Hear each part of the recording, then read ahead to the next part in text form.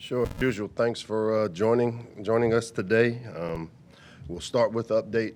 I'm sure you guys all are looking forward to on Taulia Tagovailoa. MRI on Sunday basically re-aggravated the previous injury that he had against Michigan.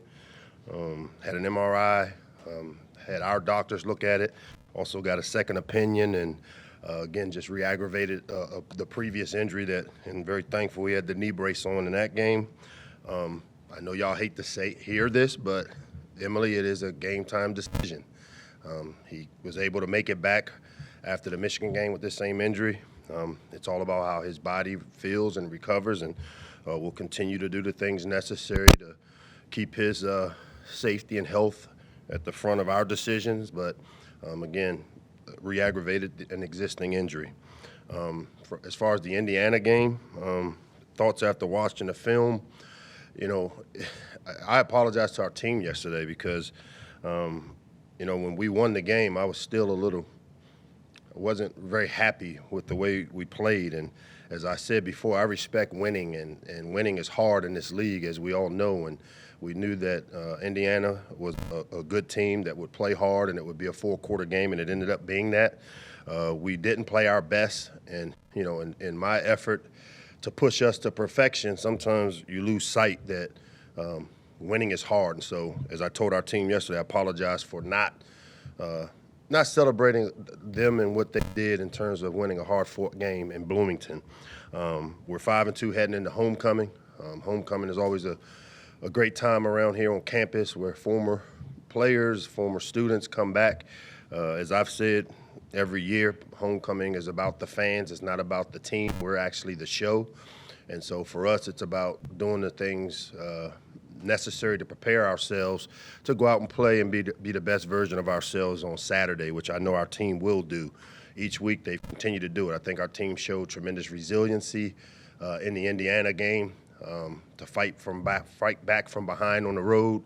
As I said, we had a lot of missing pieces in there, some starters that were late scratches, and the young players and the players that filled in for those guys filled in admirably, which is a byproduct of how we try to develop our program.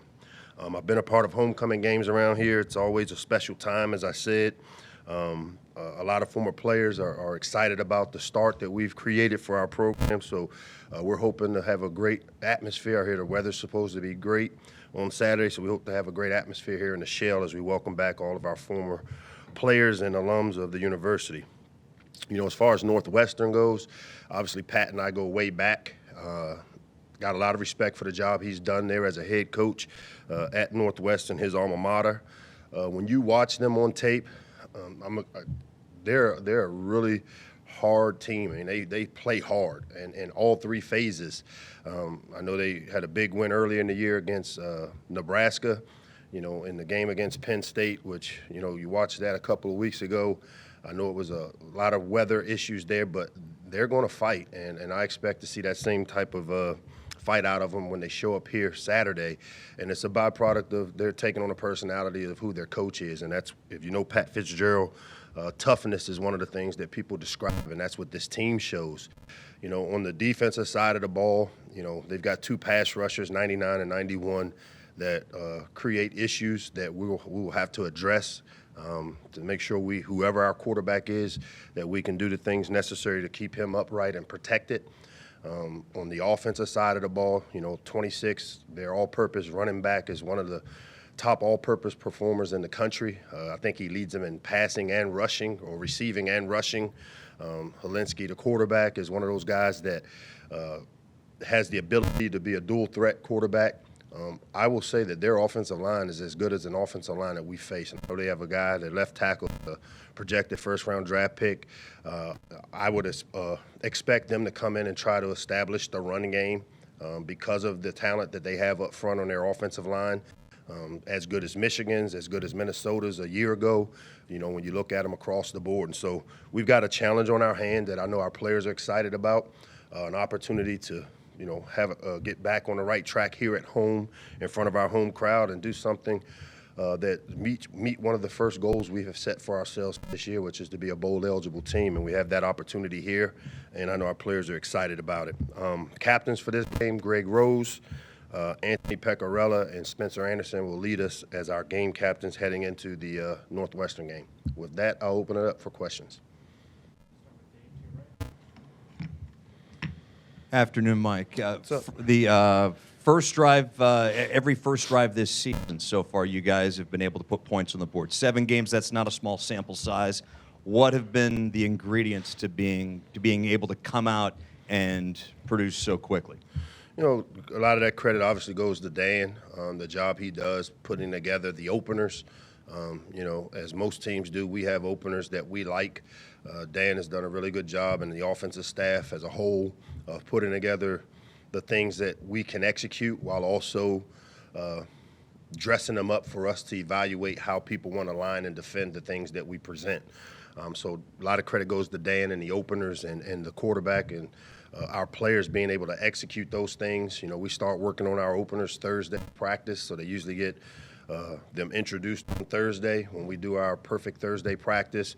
Friday we have a walkthrough scripted deal where they hit them again, and then we do kind of we mentally go through them on Saturday in a pregame routine where we put our players in position to know what plays we're running and when they're running them.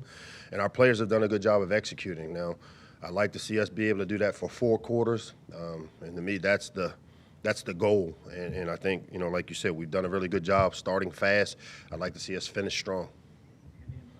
Hey, Michael, how much do you anticipate Taulia being able to practice this week, or when would those decisions be made in terms of how much he can do in the build-up to this game? I mean, they're day to day. I mean, again, this is the same exact injury he had coming out of Michigan, and he played very well the very next week.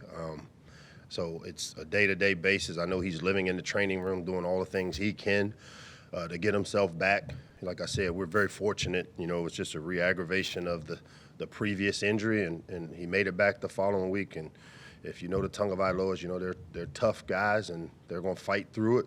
But we'll always do what's best for him and first and foremost, and then we'll have guys ready to play if he's unavailable.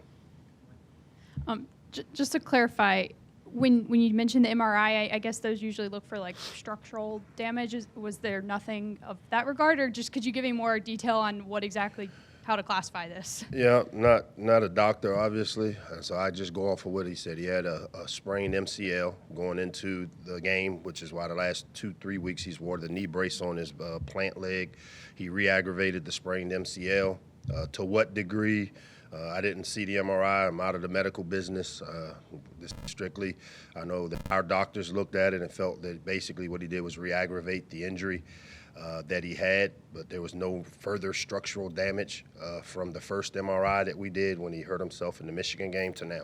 Right, that's really helpful. And on that topic, knowing that you have a bye coming up and that if he were to not play this weekend, he would get 2 weeks, does that have to play into the calculus at all, or not? We're worried about trying to prepare ourselves for Northwestern. And again, I respect your question, but for us, I mean, you put that tape on of Northwestern, I would doubt very seriously anybody in our program feels like we're going to come into this thing and just not approach it as if we've every other game that we prepared for. So we'll stick to kind of the standard we've set. We'll prepare the guys that are available.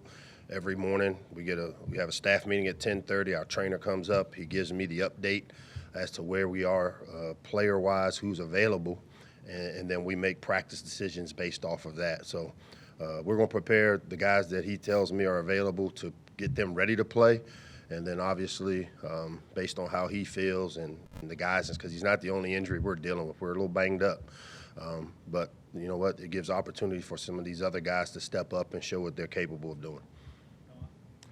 Yeah, Mike, just with Taulia, I guess, what is your sense of relief, I guess, and his that this doesn't sound like it was more serious, just given everything he's already been through this year, and I guess when people see someone carted off like that, they're kind of probably fearing the worst initially. A huge sense of relief, obviously. You know, I stood there and watched him.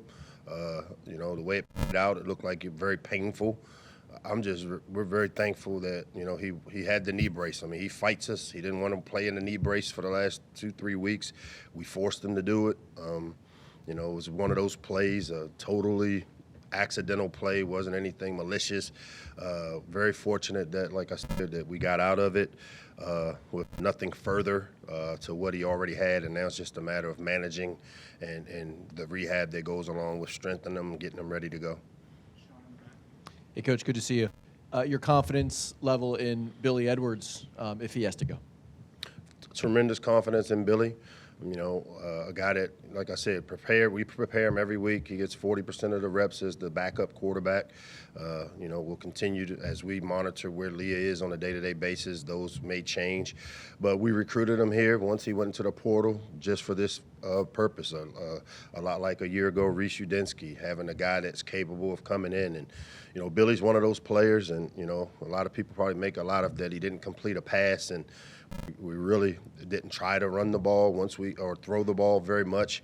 We had a plan of what we wanted to get executed in the running game in the second half. He came in and executed it to a T, made some big plays, protected the football.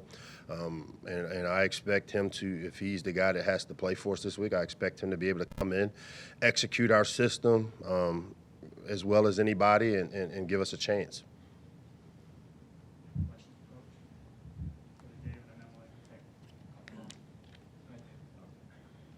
Mike, as you mentioned, it's homecoming and it's about the alums. What does it mean for you to see guys that you've coached in previous stops come back and be trusted with the rebuilding of this program? You know, it's always great, you know, when your former players are part of the program. And I say this to our players often, you know, it's not about the money and giving back, though we would love for those guys to continue to contribute and help us build this thing the right way. But just them giving us their time. I mean, we realize just how valuable a commodity time is. And when former players come back to support the program, to support the mission that we've started here to get this program back to where we all can be really proud of it, that's always a great thing. And so really looking forward, you know, like I said, it's supposed to be great weather, supposed to be great environment. It's a 3:30 kick, which is perfect. Gives people time to come back, tailgate, and catch up with each other, and then come see a great game in the jail Saturday, and then celebrate, hopefully, if we're the best version of ourselves, a win and bowl eligibility. So lots at stake. Sorry, I just thought you wanted one more quarterback question. Yeah, of course. In terms of the offensive system with a Billy offense versus a Taulia offense, I mean, how similar are those, or how much do you adjust to make sure you're playing to their individual strengths? I mean, you always play to the quarterback's strength, but I would say that Billy and Leah are very similar. Though Billy didn't complete a pass in this last game, Billy is a thrower that has kind of I call it a weird athleticism, because when you look at him, you wouldn't think that he is athletic as he is, but Billy has very good functional athleticism. He knows how to run the ball. You know, I kind of compared him when we started recruiting him. He kind of reminded me of the old Cincinnati Bengal quarterback that was down with Dallas that played at TCU, whose name I can't remember right now. Who? Andy Dalton. Very similar. Not just because he's a redhead, but like literally body type, and having coached against Andy in college, he was a thrower, but he also was really functional as a runner, that you better respect his legs. And Billy's one of those guys. He throws it accurately. He's smart, tough, reliable. So if he has to play for us, we have the utmost confidence in him as a staff and as a team that he'll be able to come in and get the job done if he's needed. Hey, Michael, at one point, getting to bowl eligibility was the goal for this program.